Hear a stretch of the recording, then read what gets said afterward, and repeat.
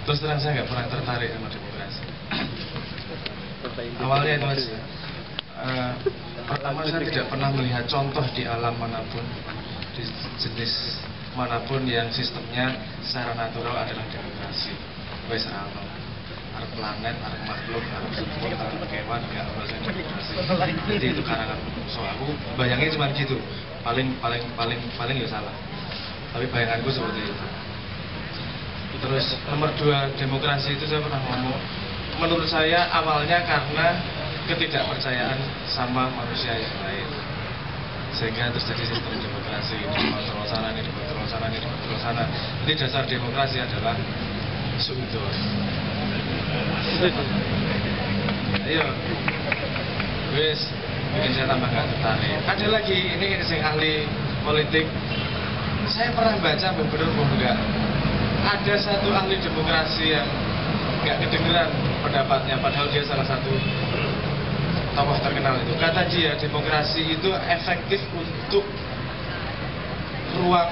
untuk luasan negara tertentu, ada maksimalnya. Lebih luas daripada itu udah nggak efektif lagi. Dan luasnya kayaknya segede Swiss cuma. Itu masih efektif. Di luar itu ya wis jadi ini setan pohon kabeh.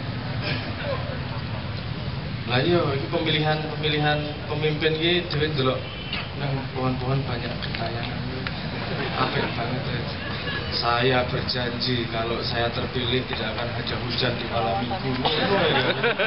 Iya bisa bikin slogan gue kreativitas demokrasi. Ada saya tadi dengar katanya. Ada di daerah Jawa Barat mana gitu yang pilkadanya, kamu nggak bayangin ini cuma ada di Indonesia gitu.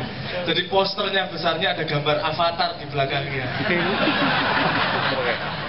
Karena dia menunjukkan bahwa dia penyelamat bumi. Dan apa ternyata demokrasi nyontoh sopo demokrasi. Makanya kalau absurd jadi kalau ngomong demokrasi terus terang saya nggak tertarik. Wes kono ngarang kok, sampai nanti tahu sendiri itu. Alat, guys, bulan. Terus malas aku. Kalau melihat contoh di alam, orang mau pemilihan siapa, apa jenis ratu semut tuh yang mana? Ayo voting, gak ono ceritanya. Apa di gorila?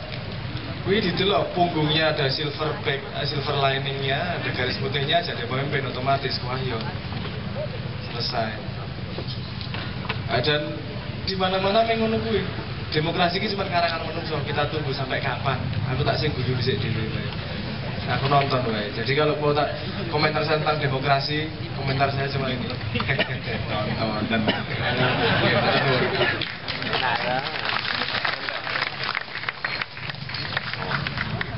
Simple, padat dan mengena. Saya jawabannya, Cak, lagi dipijat. Ini jamaah fokusnya udah nggak sama kita. Tahu ya.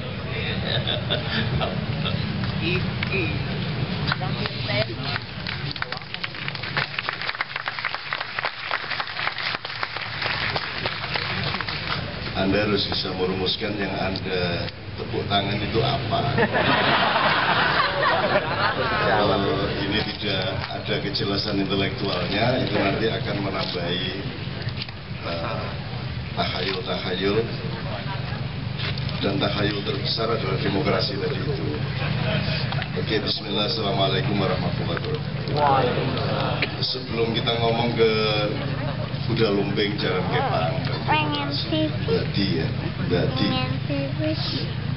Saya kasih informasi dulu, ini saya belum istirahat betul ini sejak dari Turki sama Kiai Kanjeng di Maroko, langsung keliling lagi tanpa istirahat di Jawa Timur, Jawa Tengah. Terus setelah dari sini kita harus ke Mamuju di Sulawesi Barat dan seterusnya, sehingga kenikmatan saya sesungguhnya adalah mendengarkan semua tadi. Terus baru aja saya ditawari pijit, belum sampai 3 menit sudah anda potong, dan saya kira sisa demokrasi untuk saya ya dipijit gitu toh. Terus dipotong pisang karo arek-arek. Oke, saya informasikan beberapa hal di Kadipiro. Kita sedang saat ini mulai tadi jam 4 maghrib itu mulai latihan. Dulu Anda nonton Tikungan Iblis, kemudian nonton Nabi Darurat, kemudian sekarang sedang dikerjakan drama oleh orang-orang tua di Yogyakarta yang awalnya berjudul Mahkamah Bejo. Pemimpin harus bejo itu ya. Tapi kemudian kita tidak tega kepada Mas Mahfud, akhirnya kita rubah judulnya menjadi Kaki Anjing. Jadi Allah itu kasih fenomena mengenai Gua Kahfi atau Ashabul Kahfi yang disembunyikan selama 300 tahun kalau menurut hitungan Masehi, atau 309 tahun hitungan Komariah, dengan cara ada 2 kaki anjing berjurai menjuntai di depan mulut gua, sehingga seluruh manusia di negeri itu, Syria, menyangka bahwa gua ini adalah sarang anjing, sehingga tidak seorang pun masuk selama 300 tahun itu. Bahwa di dalam gua itu oleh Allah diberi fenomena di mana ada beberapa orang yang dikejar-kejar oleh Raja Decius karena aliran kepercayaannya berbeda, kemudian mereka lari ke situ dan oleh Tuhan ditidurkan seakan-akan hanya 1 malam, padahal mereka ditidurkan 300 tahun. Nah, kita bikin cerita dengan berangkat dari situ. Terus akhirnya bukan kaki anjing, disepakati oleh teman-teman, judulnya adalah Tafakur Anjing. Jadi sekarang yang mampu bertafakur tinggal anjing. Dipentaskan kira-kira tanggal 22 sampai 24 di Rumah Budaya di Kadipiro. Ini informasi aja. Tapi penontonnya dibatasi 1 malam paling banyak 150. Kalau mau nonton lebih dari itu berarti besoknya dan besoknya lagi. Itu berarti habis hari raya. Itu untuk informasi aja. Apakah nanti akan dipentaskan di Jakarta atau tidak kita lihat, karena kita masih punya utang jazz 7 langit. Belum di Jogja, belum di Surabaya, dan belum di Semarang. Ya, mudah-mudahan Mas Beben ditagih terus ini sama teman-teman Semarang. Insya Allah tercapai. Dan saya tadi minta Mas Beben tolong browsing tentang Greenwich Mean Time yang sekarang titiknya disepakati secara internasional ada di London Selatan.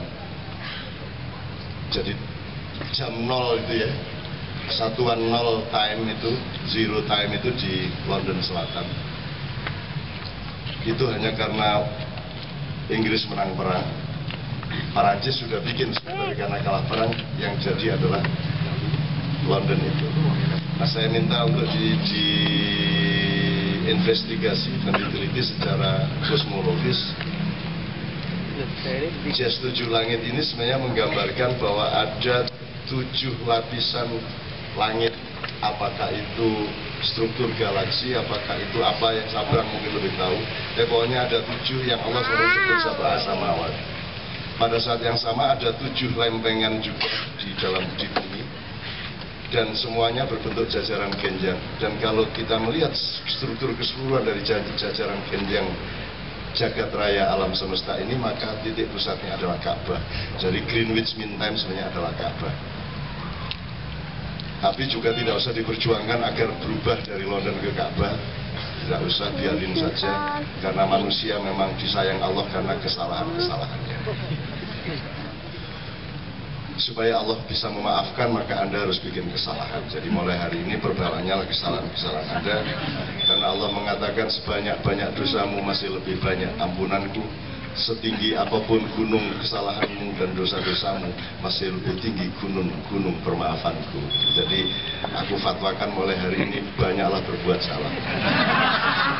Lakukanlah minum-minum, melacur dan lain sebagainya sebanyak mungkin. supaya Allah punya peluang untuk memaafkan Anda. Kalau tidak, nanti Allah tidak bisa menjalankan demokrasi yang diciptakannya sendiri. Sabar gendeng. Informasi berikutnya supaya kita cepat ngomong ya. Ini teman-teman di Kadipiro juga menerbit, teman-teman sastrawan berkumpul. Tadi pagi ada yang meninggal satu, jadi ini sudah tua-tua. Karo Tuhan dicecil sabulan situ ya. Bulan kemarin satu orang penyair sebelum menerbitkan 1000 puisi, Mas Budi Ismanto dipanggil Allah. Pas berangkat mau baca puisi dipanggil. Ini Mas Hari Leo ini baca puisi setiap bulan sekali. Baru akan baca puisi lusa di Taman Budaya dipanggil juga. Nah, teman-teman yang tersisa membuat majalah Sabana ini. Ini majalah sastra, tidak menyaingi Horizon. Pokoknya Jogja menerbitkan ini. Ini covernya untuk bisa Anda bikin picture di BBM atau WhatsApp, bisa di capture. Ini harganya 1.250. Covernya 125 ya 1.250 rupiah dengan judul-judul ada judul Maaf Sastra Tidak Mampu Menghancurkan Manusia, ditulis oleh Joko Umbaran, satu perenungan tentang peradaban yang sangat fenomenal. Harganya 2.250. Jadi ilmu yang dalam ini harganya sebatang rokok setengah. Terus Sastra Tidak Mati di Zaman Edan, ini juga artikel yang sangat bagus. Harganya juga 2.250. Jadi ilmu sangat murah di Indonesia. Sastra Masyarakat Kebun Teh harganya cuma 1.500. Terus ada tulisan dari aktivis sastra di kalangan SMA, mereka menyangka remaja tak butuh sastra. Ini satu hasil penelitian yang bagus juga, harganya 1.750. Terus ada cerita-cerita mengenai ngamen puisi di Jerman. Jadi seluruh wacana dan pengalaman yang macam-macam ini harganya cuma 2 batang rokok juga. Terus tukang kebun peradaban bernama Umbu Landu Paranggi, ini kisah mengenai guru saya. Satu-satunya yang saya akui sebagai guru saya. Harganya juga 2.500. Jadi begitu murahnya. Puisi sebagai ziarah dan pewartaan diri 2.500. Cakrawala Panguraan. Panguraan Anda sudah pernah mendengar? Ya. Tata ruang dan filosofi kota Jogja di set up dari puncak Gunung Merapi sampai Laut Selatan, di mana Ratu Laut Selatan sudah oleh Gus Dur sudah dikirimi jilbab dan dipakai sampai hari ini.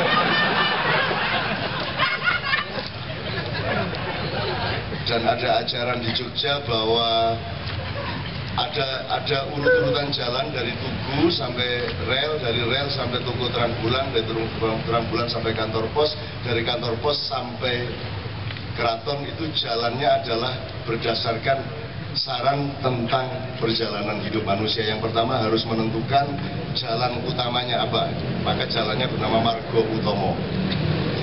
Margo ini jalan dalam bahasa Jawa, dan jalan ini merupakan idiom lazim dari semua ajaran. Agama Islam juga memakai kata jalan untuk berbagai macam dasar ajarannya. Sirotol mustaqim, sirot artinya jalan, syariat artinya jalan, torikot, torik artinya juga jalan. Cuma ada jalan raya, ada jalur, ada lajur. Nah, untuk yang belum dengar, pertama Anda harus menentukan jalan utama yang kamu pilih apa. Kalau Anda sudah memilih S1-nya, baru Anda dadio wali sing ngumbara, jadilah wali yang mengembara, bahasa Jawanya Malio Boro. Kalau Anda sudah mengembara secara spiritual dan intelektual, Anda melakukan eksplorasi, eksperimentasi, mendapatkan inovasi, invensi dan lain sebagainya, maka Anda akan menemukan jalan Margo Mulyo. Anda akan naik dari kebenaran kebaikan, meningkat satu lagi menjadi mendapatkan kemuliaan hidup. Karena mulia itu lebih tinggi dari baik, lebih tinggi dari benar, bahkan lebih tinggi dari indah. Itu sampai Tugu Terang Bulan. Sampai kantor pos. Dari kantor pos ke keraton di mana ada alun-alun, itu Kalau Anda ke Jogja itu namanya Jalan Panguragan, di mana Anda sudah transenden dari dan sudah tidak kagum lagi sama apapun yang hebat-hebat. Anda sudah mengerti hakikat hidup, Anda sudah putus pamriksa, Anda sudah mencapai puncak makrifat, Anda sudah mencapai apa yang sejati, Anda sudah ringan seperti kapas, Anda tidak lagi terbebani oleh dunia, dan bobot Anda bukan lagi bobot materi, tapi bobot Anda adalah bobot cinta kepada yang sejati. Itu namanya Jalan Panguraan. Nah, di sini ada tulisannya berjudul Cakrawala Panguraan. Ilmu yang luar biasa itu harganya 2.250. Kalau ditambah lagi keraton itu sebelah selatan, jadi ada tatanan interkontrol di dalam tata pemerintahan, politik di selatan, kemudian nanti dia melakukan interkontrol dengan agama, yaitu masjid di sebelah barat alun-alun, kemudian pasar di sebelah utaranya alun-alun, pasar Beringharjo, kemudian nanti kebudayaan dan hukum ada di timur alun-alun. Itu semua adalah tatanan di mana bidang-bidang dalam penggarapan pembangunan suatu negara atau kerajaan berdialektika dan saling mengontrol. Di tengah-tengahnya adalah alun-alun. Di situ wilayah yang malam ini disebut demokrasi. Pura wisata yang kemarin tempat dangdut mulai 3 hari yang lalu oleh Kiai Kanjeng, saya dan semua pengurusnya kita resmikan menjadi pusat kebudayaan Yogyakarta, mendampingi pusat-pusat yang lain, dan akan kita isi dengan kreativitas yang bermacam-macam. Ini informasi mengenai majalah Sabana. Terus saya singkat, ada merajut kembali peradaban Nusantara, ada macam-macam tulisan. Semua tulisan dan ilmu ini kalau dijumlah harganya 22.000. Jadi sangat murah. Kalau Anda tidak beli ini berarti Anda lebih murah daripada 22.000. Oke, itu. Nah, ini kalau beli ini sebenarnya mau saya taruh sini. Mau saya taruh sini sebab majalah ini tidak disponsori siapapun, biayanya dari saya pribadi. Tidak dengan sponsor, tidak dengan backing, tidak dengan pemilik modal, tidak dengan apapun. Saya bisa saya terbitkan, dan bukan saya cuma support aja. Gitu loh, saya cuma ngawasin, ngeliat-liat kan gitu. Ini lukisannya Untung Basuki. Untung Basuki itu seorang Katolik, pencipta Mars MTQ. Nah, sip tau gitu. Mars Musa Bakot Tilawatil Quran diciptakan oleh seorang Katolik soleh. Kurang plural biaya Indonesia. Kok Amerika muruk-murui pluralisme, ndasmu pecah. Kita dari dulu udah plural, udah karu-karuan. Kita itu sudah campur-campur, udah karu-karuan. Wong yang masuk ya, Untung ini saya larang masuk Islam. Tunggu rasa mlebu Islam dulu apa cak? Mesake kayak kancamu ming sithik kan tadi kalau gitu. Dan lagi kalau kamu masuk Islam, kamu ngurus nyusahin orang sholat. Kok nyusahin salah, sikile ngadeg cicing ini kira menggo. Jadi kalau dia sujud itu ngomong ini seret. Jadi dia butuh 1 meter kali 1 meter. Ini jika kayak awakmu doang, ngerasa Islam Katolik kayak. Tuh. Loh, begitu rileksnya hubungan kita kok di Ma'iyah ini, begitu santainya. Dia kalau masuk Ma'iyah, dia namanya bukan Aloysius Untung Basuki, tapi Ahmad Untung Basuki.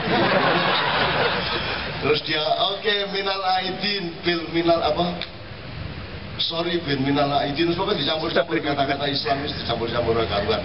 Tapi dia dicatat oleh Indonesia sebagai pencipta Mars MTQ, dan dia yang termasuk baca Iqra bismi rabbikal ladzi khalaq kepada orang Katolik. Ini mungkin Indonesia dihapusi kabeh, agama dihapusi. Rumangsane Islam jajane ya ora, rumangsane Katolik jajane ya ora, ya tetep wong Indonesia. Indonesia lebih tinggi dari agama-agama. Ngetake ngono kuwi gitu loh. Hapusan kabeh. Ini bukan pernyataan, ini cuman kenikmatan aja melihat orang Indonesia yang dadi itu. Dadi itu bukan dadi. Jadi dulu ada to have, kita tingkat menjadi to be. Terus Shakespeare mengatakan to be or not to be, that's the question, kan gitu. Kemudian saya pribadi tidak setuju sama to be, saya tidak mau to be dari dulu, nggak mau jadi apa-apa saya.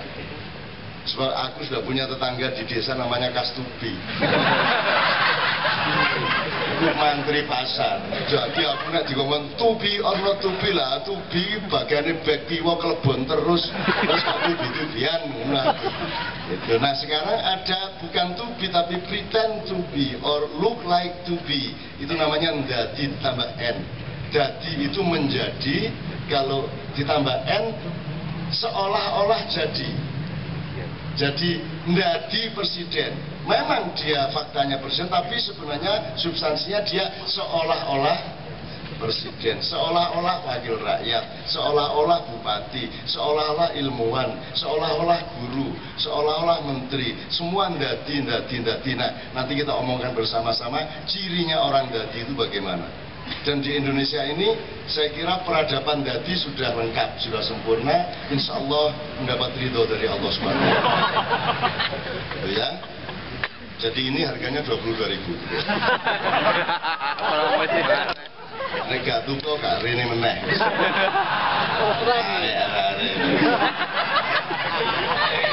Apa nih? Oh, saya tadi itu bawa sendiri bagasi, dan bagasi ini karena AirAsia cuma 15 kilo, padahal tadi semua 22 kilo, terpaksa bayarnya ekstra 800 berapa lagi, gurung payu majalah.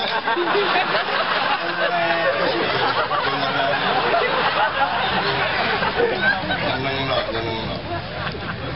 Jadi saya senang sekali. Saya itu makin rugi makin senang. Makin disengsarakan oleh dunia, makin Tuhan terharu sama saya. Jadi saya itu tidak apa-apa.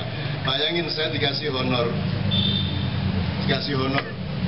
untuk suatu acara, dan saya GR ini 50 juta ini di dalam amplop. Ini baru terjadi belum seminggu yang lalu. Dalam amplop. Mbah piye iki utekku iki 50 juta iki. Edan apa gitu kan. Dan saya langsung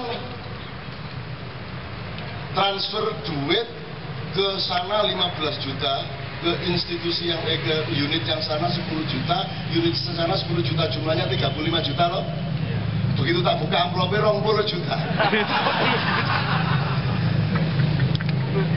Lebih tak aku ini. Dan itu loh, kebahagiaan saya di situ. Mendapat rezeki tapi habisnya lebih banyak. Dan senang sekali.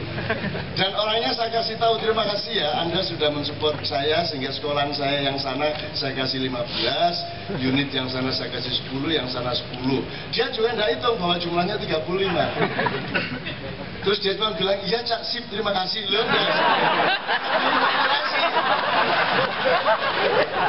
kurang 15 ya, tapi tidak apa-apa, saya tidak marah. Ngapain saya marah, hidup sekali di dunia, masuk marah. Gitu, tidak ada penderitaan, tidak ada sesuatu pun yang tidak kita masukkan menjadi nada-nada yang selalu indah. Karena nada indah tergantung hatimu, kan begitu. Oke, harganya 22.000.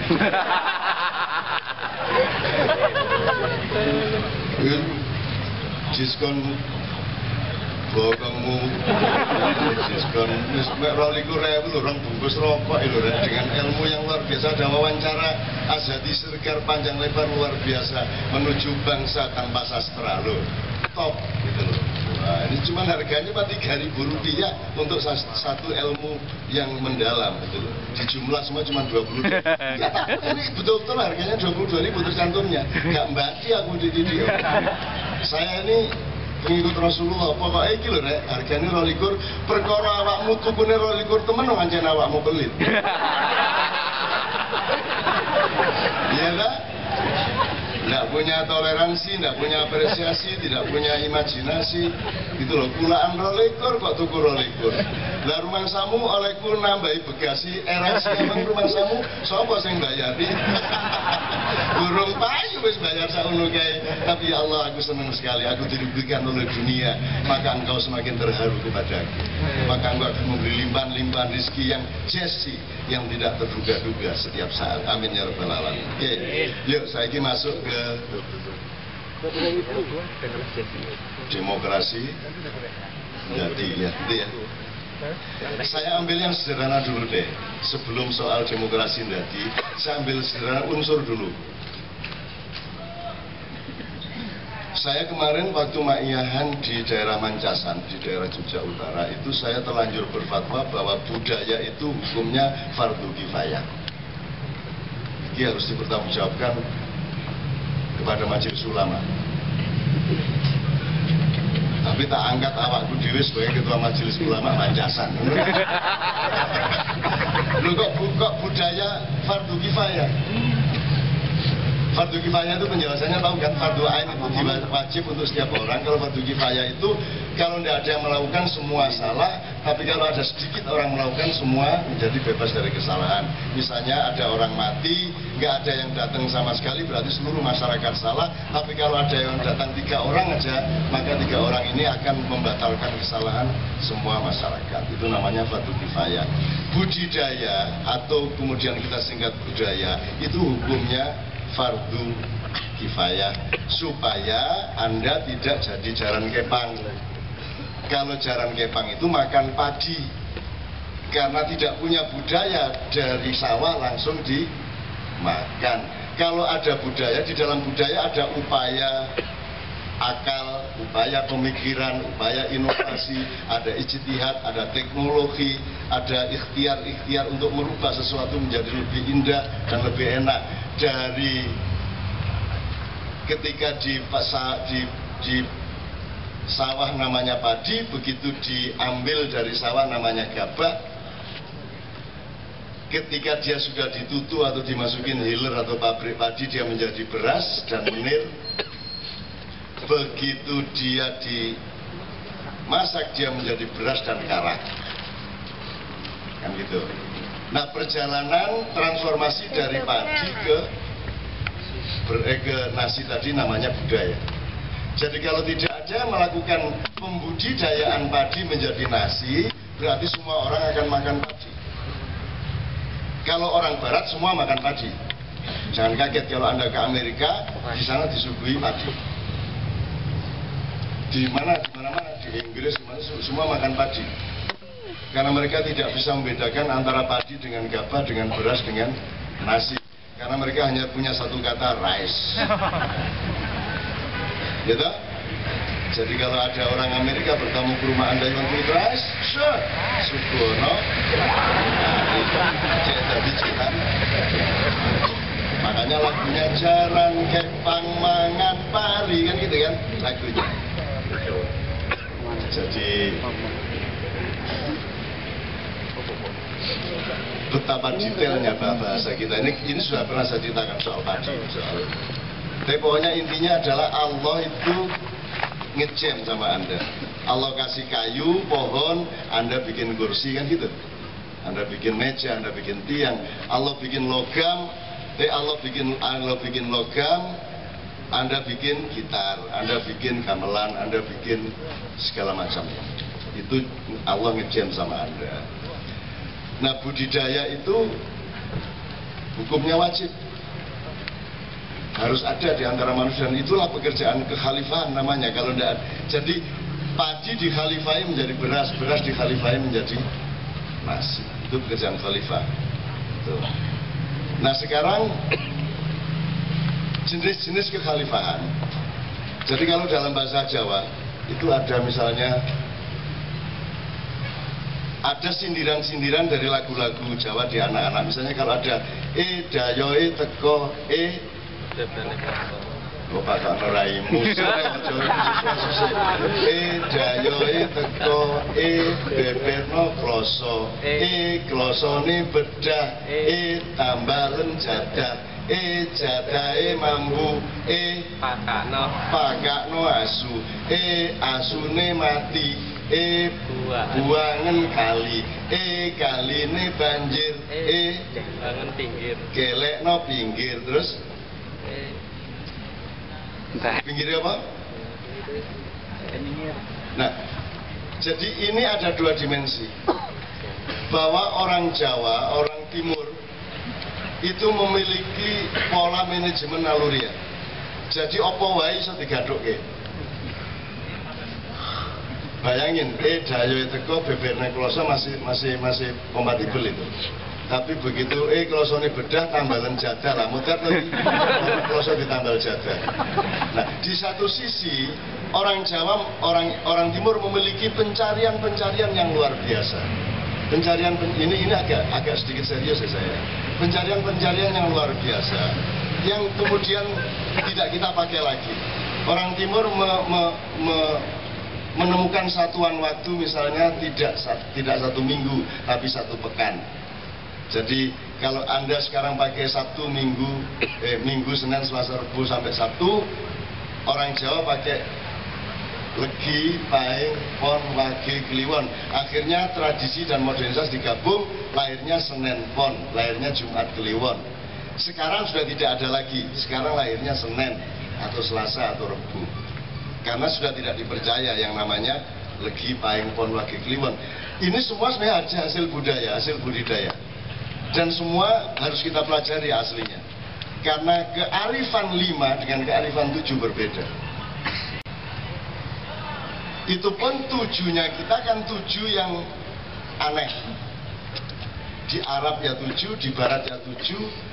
Kalau melihat asal-usul filosofinya hari 7 kali ini, jadi pertama Ahad, disitulah orang mulai bekerja. Hari Ahad, hari Minggu. Kemudian 5 hari dia bekerja sampai hari Kamis. Maka setelah hari Kamis, nama harinya tidak meneruskan nama angkanya. Jadi kan Ahad 1, Isnin, Sulasa, Arbi'a, Khamis, wa ba'da Khamis Sitta, walakin la Sitta, walakin Jum'ah. Karena saran pada hari ke-6 adalah saran untuk berkumpul, saran untuk menghitung kembali. Maka namanya Jum'ah. Ya Jami'ah. Tajma'. Ya. Anda berkumpul untuk melakukan review gimana seminggu kemarin, 5 hari kemarin gimana kerjaan kita. Yuk kita dandanin gini. Setelah ada review sosial, baru hari Sabat, hari perenungan pribadi. Anda dengan keluarga di rumah, Anda ambil jarak dari lingkungan sosial supaya Anda melakukan refreshing. Maka pada hari Ahad besoknya Anda mulai bekerja dengan kesadaran baru, dengan semangat baru. Tapi kan sekarang terbalik. Justru hari pertama harus kerja, kita libur. Gusti Allah bingung, ya barang. Aku kayak siap-siapnya ada libur. Ya barang. Tapi ya enggak apa-apa, akhirnya sekarang malaikat sudah hafal. Ini Ahad lagi berarti berai loh ya. Gini. Wah kadung tangi, so aku mangurah gitu. Akhirnya malaikat bangun paginya waktu hari Senin. Ya sudah enggak apa-apa, wong itu cuma nama, akhirnya gitu kan, what is in name. Apa tuh nama kan tidak penting gitu. Nah diterus-terus nama tidak penting juga menyakitkan hati, bener nama tidak penting. Bener, namamu siapa? Darsono siapa? Loh, saya kira jenenge Lukman tak celuk Darsono kira-kira aku. Pokoknya tiap hari anggur ketemu gue aku nyeluk, no, dar, ya dar. Marah nggak Anda lama-lama? Jadi nggak bisa Anda bilang what is in name. Ngawur aja. Kalau nama Muhammad ya Muhammad, jangan diganti Karjo. Aku adane ya apa kok? Masyhadu anna Karjo Rasulullah.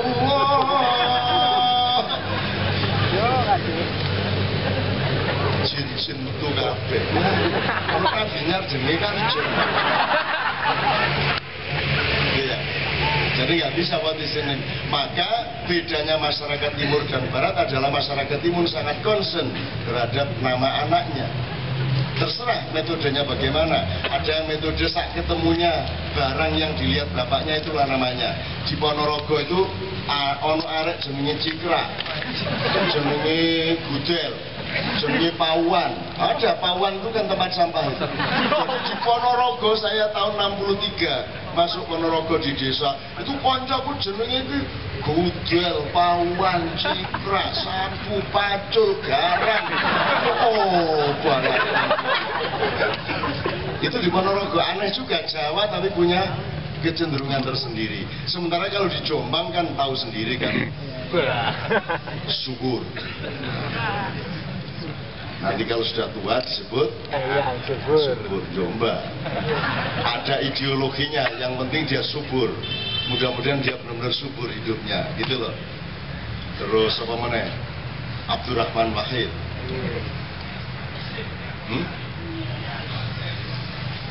Abdurrahman Wahid ini yang membuat Mesir tidak bisa masuk Piala Dunia.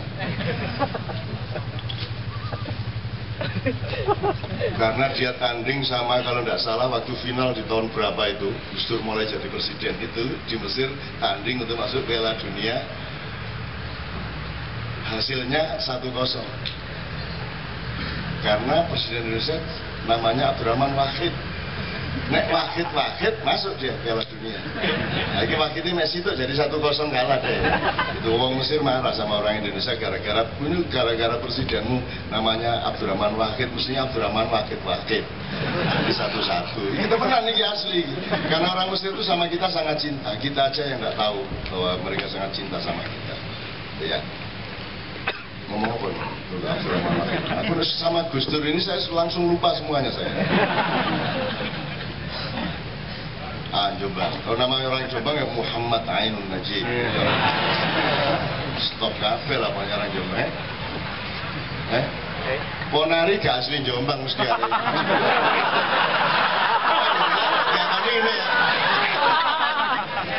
Orang Indonesia itu kan gitu gobloknya. Asal sudah seneng semuanya dianggap baik. Kalau kalah semua dianggap jelek dan salah, ya toh? Kalau sudah menang tuh semua baik. Apa ya wis angger Jokowi apik. Wis. Gitu kan? Nek sing kalah elek kabeh. Saya kira itu yang harus didandanin di Ma'iyah. Anda tidak boleh punya cara berpikir yang tidak objektif seperti itu. Semua orang ada baiknya, ada buruknya, ada salahnya, ada benarnya. Maka di Indonesia sekarang Anda harus punya ketegasan. Soekarno menurut Anda sebenarnya bagaimana? Soeharto bagaimana?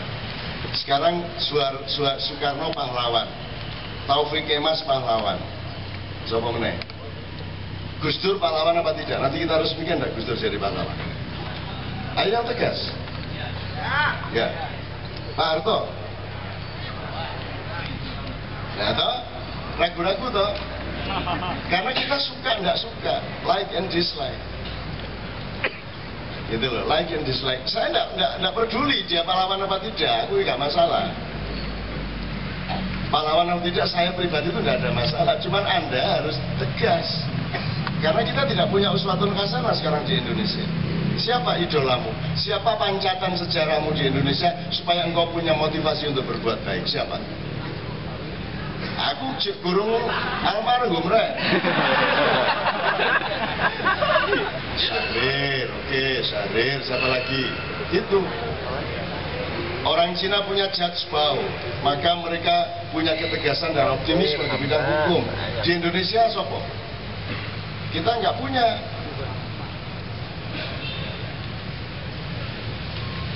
Pegadaian. Apa mengatasi masalah? Lupa. Ya aku angel itu menafsirkan itu. Kalau yang saya bisa menafsirkan itu orang bijak membayar pajak, itu saya bisa menafsirkan. Hanya orang bijak yang membayar pajak. Kalau orang sekedar rasional dia tidak mau bayar pajak. Kayak apa bayar pajak? Monggo gayu salungke jumlahi, kan gitu kan? Pajak ini kan soal kewajiban dan hak dan kewajiban ya mas ya. Suami kalau belum memenuhi kewajibannya, jangan minta istrimu mengabdi kepadamu. Tuhan tidak nyuruh kamu sholat sebelum dia kasih pohon, sebelum dia kasih sungai, sebelum dia kasih udara yang segar, sebelum dia kasih fasilitas alam yang luar biasa. Setelah dia kasih fasilitas, manusia bisa menikmati kehidupan, baru Tuhan minta Anda bayar pajak sehari setengah jam sholat 5 waktu. Sebulan, setahun minta 1 bulan untuk Anda berpuasa. Kan gitu, itu pajak dari Allah yang ditarik ke Anda setelah Allah kasih fasilitas. Nah di Indonesia kan hak-hak rakyat masih belum melegakan hatinya rakyat. Orang masih belum lega hatinya jadi orang Indonesia. Jangankan bangga, orang untuk merasa aman jadi orang Indonesia aja belum tercapai. Maka jangan diharapkan mereka tidak tawur, jangan diharapkan mereka tidak marah, jangan diharapkan mereka taat lalu lintas. Gitu loh. Wong mereka mau taat, alah saya taat, toh yang di atas juga nggak taat. Saya berbuat baik, toh di sana juga nggak berbuat baik. Saya nggak mencuri, kenapa? Wong mereka mencuri, kan begitu kita hatinya. Nah, jadi ini soal hak kewajiban. Terus tadi soal nama, saya sebenarnya kan ngomong jangan kepang ya, yang manajemenal tadi, Dayo itu tadi. Jadi sekarang ini pemerintah dan rakyat Indonesia ini sering melakukan tadi, Dayo itu tadi. Sering nambal tikar dengan jadah. Jadi kalau milih pemimpin itu tidak rasional, jelas. Milih apa aja nggak rasional sama sekali. Itu namanya nambal apa? Kloso dengan jadah. Nah, ada idiomatik lain dari kebudayaan yang dititipkan ke anak-anak Jawa atau Sunda atau mana saja. Pasti saya tidak kenal yang Sunda lagunya gimana, tapi pasti ada. Jadi misalnya kalau di Jawa Timur yang saya pernah bilang Joko Pentil itu kan menunjukkan bahwa sudahlah, kamu itu jangan terlalu bagusilah, kamu itu akan berputar-putar, nasibmu itu akan, kalau bahasa Jawanya cokro manggilingan. Jadi ada lagu yang muter tidak akan pernah selesai. Joko Pentil dilo ayo lulupin ayo buka dan ayo nongko sabrang ayo berang-berang dan ayo cici matrojo ayo Joko Pentil dilo ayo lulupin kalian podo karo nek ngimami apa kul ya ayyuhal kafirun iki ya mulet ae mulet gak leren-leren aku ya gelek keliru iku kul ya ayyuhal kafirun la abudu ma ta'budun wala antum abidun ma abud wala ana abidum ma abadum wala antum abidum ma abud wah muter-muter mulanya akhirnya sekarang itu satu ayat tok wis gak agak Qul ya ayyuhal kafirun Allahu akbar. Res. Enak saiki ngimami ku enak wis. Semua orang bisa ngimami, itulah demokrasi sholat. Semua bisa ngimami, oke. Terus ini tadi soal budaya ya. Sekarang sebenarnya soal dadi ini loh yang paling penting. Tadi sebenarnya saya ingin Mas Iswan itu menjelaskan dadi ini kan luar biasa, belum pernah ini kaca luar biasa loh ini kali ini apa namanya mukadimahnya. Sebab selama ini kita ngomong dadi itu belum pernah mendalami betul secara epistemologis. Itu kan dari kata dadi ya. Dadi terus mendadi. Jadi misalnya saya gini, kalau dalam drama, dalam teater Rendra dan Hamlet misalnya ya.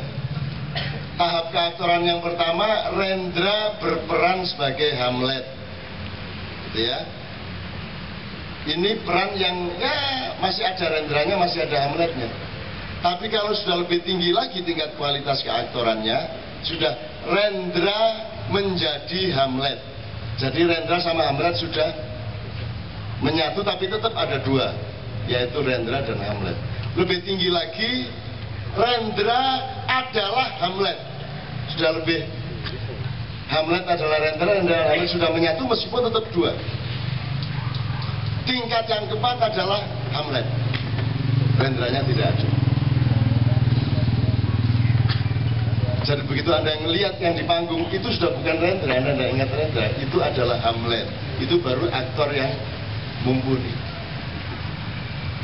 Itu kalau kita tarik garis ke kehidupan yang lebih real, kalau langkah Anda itu sudah langkah Allah, gitar Anda berbunyi sesungguhnya adalah kehendak Allah yang membunyikan gitar.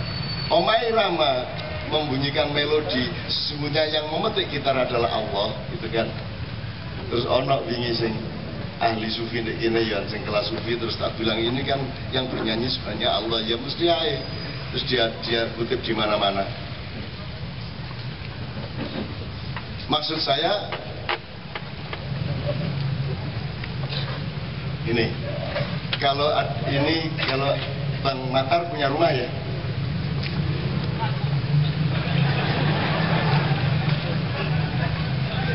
Ya kagak itu contoh nih kontrak. Oke, anggaplah beliau punya rumah itu ya. Warna ibu rahasia. Oke, siapakah tuan rumah di rumah itu? Bang Matar. Oke, Bang Matar disebut tuan rumah karena dia owners rumah itu. Dia yang beli tanah, dia yang beli rumah, maka dia tuan rumah.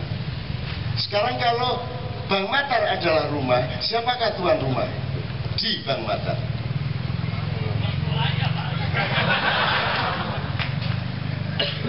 Kok mertuanya? Nah, ini serius. Siapakah tuan rumahmu di dirimu itu? Jawabnya B. Allah. Karena siapakah ownersnya? Siapakah yang memiliki dirimu? Allah. Jadi Allah sama kamu tidak berjarak sama sekali, karena Allah adalah tuan rumahmu di dirimu itu. Bahkan dirimu itu, apakah dirimu adalah dirimu ataukah dia adalah Allah? Ini kalau diterusin dikit ya, tingkat keaktorannya. Apakah dirimu adalah dirimu yang tidak berjarak dengan Allah karena Allah adalah tuan rumah pada dirimu, ataukah sebenarnya dirimu adalah bukan dirimu karena itu diri Allah? Maka dirimu menjadi tidak ada, yang ada hanya Allah. Ini kalau diterusin agak gurung.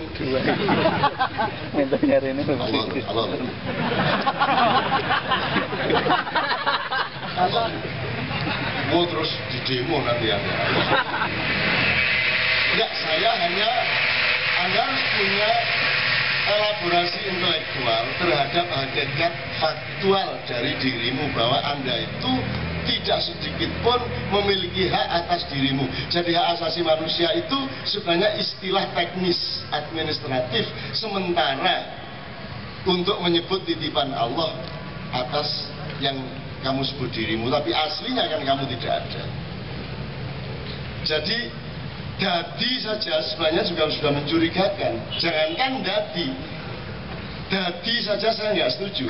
Sejak saya mulai menulis tahun 69, saya sudah menyatakan bahwa saya tidak setuju dengan filsafat eksistensialisme. Saya tidak pernah memperjuangkan diri saya untuk menjadi apa-apa, karena saya tidak percaya kepada gagasan saya mengenai diri saya. Saya lebih percaya kepada gagasan Tuhan tentang diri saya. Sehebat-hebat perjuangan saya masih kalah sama nasib saya di dalam ketentuan Allah. Jadi saya ngikut sama Allah. Gitu. Nah sekarang yang ada di Indonesia adalah bagaimana orang memisahkan dirinya dari Allah melalui filsafat to be atau dadi tadi. Itu pun dia pura-pura dadi, tidak benar-benar dadi, tapi dia ndadi. Jadi peragaan di mana-mana peragaan. Gimana jelasinnya? Apakah orang yang mengurusi pendidikan benar-benar mengurusi pendidikan? Jadi dia kan bukan dadi pendidik, tapi dadi pendidik. Saya kemarin di Turki jadi tamu negara 4 hari non-stop siang malam, dari jam 3:30 pagi sampai jam 12 malam lebih. Saya diajak kemana-mana melihat seluruh jantung dan paru-paru mereka, dan saya luar biasa senangnya sekaligus luar biasa sedihnya, karena begitu saya melihat kedahsyatan Turki ini, saya jadi ingat Indonesia dan saya sangat sedih. Kebetulan anak saya kelas 1 SMP yang belum bisa nyanyi, sebenarnya secara teknik sangat masih rendah, itu diundang ke sana untuk keliling ke 10 kota untuk nyanyi di stadion-stadion di 10 kota tersebut. Sehingga saya sama istri saya harus jemput ke sana sebelum dia pulang setelah 1 bulan. Dan karena orang Turki tahu saya akan ke sana, terus saya dijadwal kemana-mana. Dan saya senang sekali melihat luar biasa orang Turki ini. Orang Turki itu sudah selesai hatinya, sudah terpenuhi hak-haknya, sehingga dia tidak rewel, dia tidak nuntut macam-macam, sehingga dia murah hati kepada siapapun saja. Hari pertama turun dari airport, saya ngopi, saya sudah dapat temen, dan dia sudah nganter saya ke rumahnya, ngasih makan, kasih segala macam. Hanya ketemu di warung kopi, karena saking ikhlasnya dia kepada sesama manusia. Karena dia sudah tidak nuntut apa-apa, dia terpenuhi semuanya. Jadi orang Turki itu untuk nyapu yang bukan tempatnya aja dia mau, karena dia mencintai keindahan bersama. Bersih. Jam 12 malam itu langsung semua alat-alat sampah membersihkan seluruh kota dan seluruh negeri, sehingga pagi-pagi kita melihat celing lagi. 2.000 anak dari sekolah Turki di seluruh dunia 140 negara mengirim 2.000 siswanya. Jadi dari setiap negara mungkin sekitar 30 orang, 40 orang, jumlahnya semua 2.000 dibagi sekian tim, kemudian dibagi ke 60 kota. Anak saya kebagian 10 kota. Yang ingin saya ceritakan kepada Anda adalah, ya Allah, Indonesia ini bisa membuat negara 10 kali lipat lebih dahsyat daripada Turki seandainya kita lega hatinya.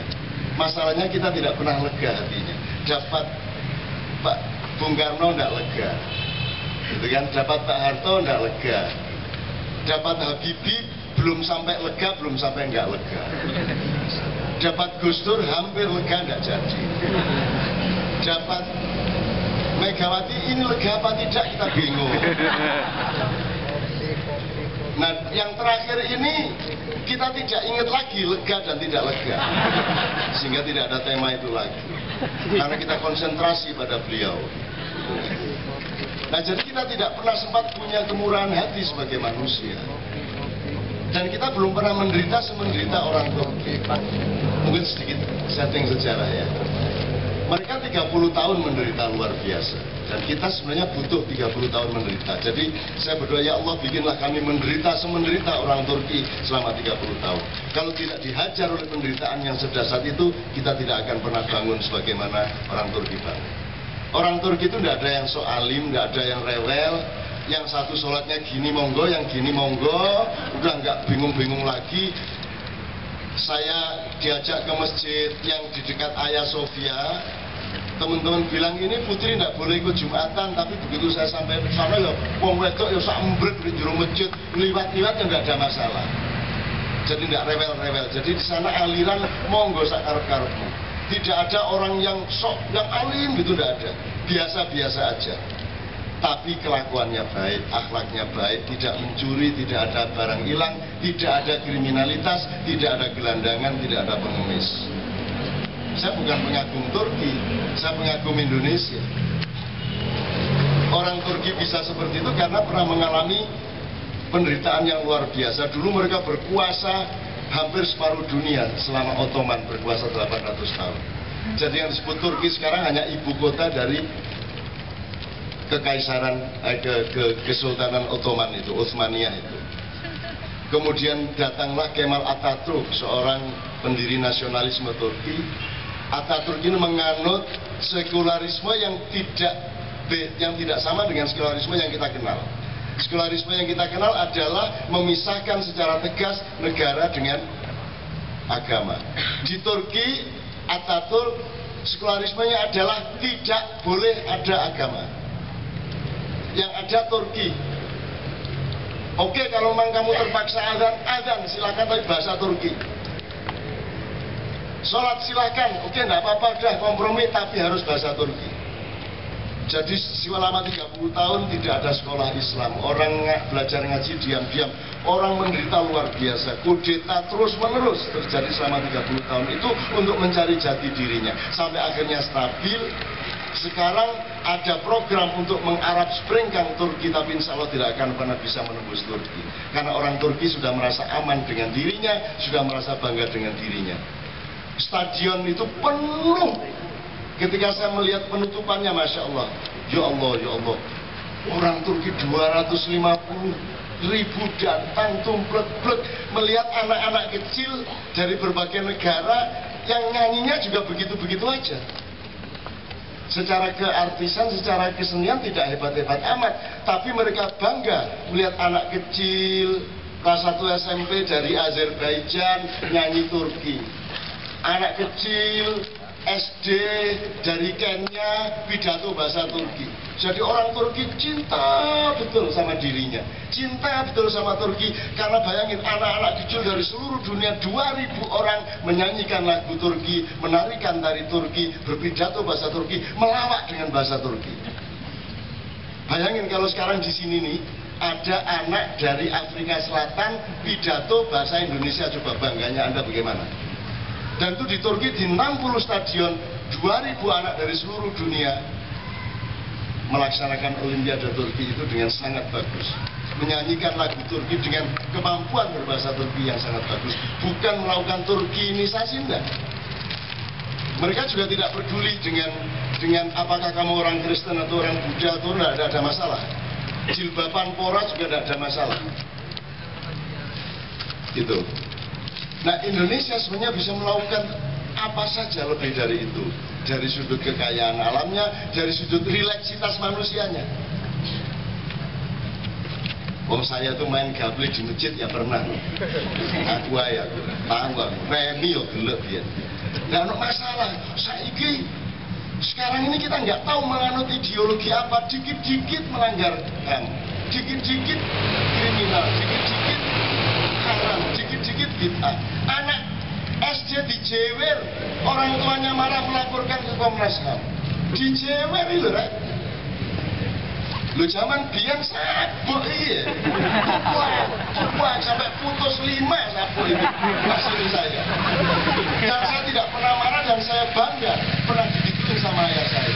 Pagi-pagi tidak bangun diangkat kepala saya masuk kamar mandi, cucu bangun saya. Kalau sekarang kan masuk penjara bapak-bapak. Terus jadi apa anak sekarang dijewer melanggar HAM? Diginiin sama penggaris cek gini katanya kriminalitas. Terus bagaimana? Saya nggak ngerti kita menganut apa sekarang. Masa nggak punya budaya? Kalau budaya itu ada bedanya menghantam, nabok, ngeplak, ngetak, judu, jewer, ada bedanya. Kita bangsa yang sangat kaya. Nek ngene, nonyo. Nek ngene, nyetak, ngene, ngeplak kalau bahasa Jawa ngibeng, tak gibeng kan itu. Nek ngene, nabok, gitu. Macam-macam, dan itu semua ada kadar budayanya. Saya pernah ngejar seorang pengendara mobil di Jogja yang nabrak lari mengorbankan 6 orang. Ada tukang bakso kena, tukang becak kena, orang naik sepeda kena, jalan kaki kena. Karena dia lari terus tak kejar kayak di film itu. Wow, tak kejar beneran sendirian, dia juga sendirian. Tak kejar sampai ke jalan Taman Siswa Widul. Gue Pak Is yang ngidul sampai hampir Kota Gede. Gue balik lagi ke Kintelan, Pasar Telo. Setelah Pasar Telo saya balap, saya silangkan, saya lari turun, saya tangkap dia, saya ambil kuncinya. Ikut saya, masuk mobil saya, tak bawa ke kantor polisi.